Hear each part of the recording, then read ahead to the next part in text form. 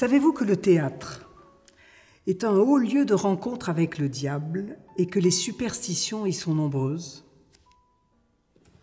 Par exemple, on dit que porter du vert au théâtre porte malheur, et ceci est attesté dès le XVIe siècle.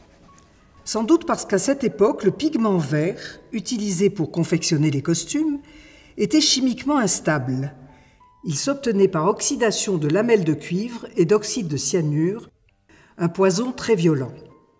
Les costumes verts étaient peints et non teints, et comme la couleur se délavait, c'était extrêmement dangereux. La légende raconte que Molière serait mort habillé en vert. Mais il y a bien d'autres superstitions.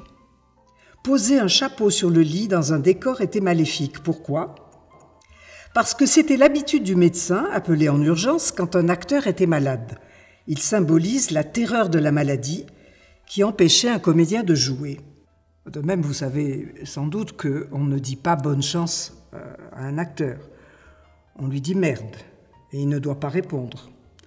Alors c'est une histoire qui remonte au début du XXe siècle, quand les spectateurs arrivaient en fiacre devant les théâtres et évidemment les chevaux déversaient du crottin. Et s'il y avait beaucoup de crottin devant le théâtre, c'est qu'il y avait beaucoup de monde et donc on espérait un grand succès pour le spectacle. De même, prétend-on que siffler sur un plateau de théâtre ou en coulisses serait susceptible de s'attirer les sifflements du public. Là encore, une raison simple. Autrefois, les régisseurs avaient recours à un code de sifflement pour commander des changements de décor. En dehors de cet usage, siffler était interdit pour éviter toute confusion. Alors, attention, n'offrez jamais d'œillet à une actrice. Celle qui avait un contrat ponctuel recevait un bouquet d'œillets en signe de fin de collaboration. Non, offrez plutôt des roses, parce que la rose, ça voulait dire que vous continuiez à avoir un contrat. Mais parlons maintenant de Shakespeare et de Macbeth, une des plus célèbres tragédies réputées maudites. Pièce maudite, au point que dans l'enceinte d'un théâtre anglais, on ne prononce jamais ce mot, Macbeth. Si vous jouez le rôle de Macbeth, on vous dit M. Si vous jouez le rôle de Lady Macbeth, vous êtes Lady M. La malédiction s'étend même jusqu'au simple fait de prononcer des répliques de la pièce dans le théâtre, en dehors d'une représentation ou d'une répétition.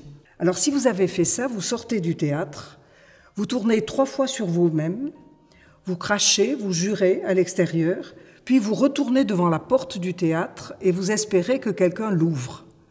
C'est compliqué. Tous les malheurs semblent s'attaquer à ceux qui osent monter et jouer cette pièce.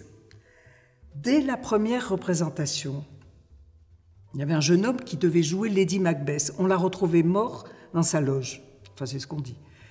Et à ce moment-là, on a appelé Shakespeare, qui n'était pas très loin, et on lui a demandé de jouer le rôle de Lady Macbeth. C'est une légende, peut-être. Un cortège d'entorses, de fractures, de chutes, d'accidents frappe régulièrement les malheureux qui osent s'attaquer à ce monument. Ne parlons pas des désastres artistiques et de la légende qui dit qu'il y a forcément un mort dans la troupe chaque fois que la pièce est montée. On dit même qu'Abraham Lincoln aurait lu à haute voix à des amis des extraits de Macbeth quelques jours avant son assassinat. Donc, un petit conseil, si vous avez l'intention de vous attaquer à ce texte, évitez ce mot Macbeth. C'est toujours préférable à la foudre, au meurtre sur le plateau, au suicide, et appelez-la la pièce écossaise. C'est bien la pièce écossaise.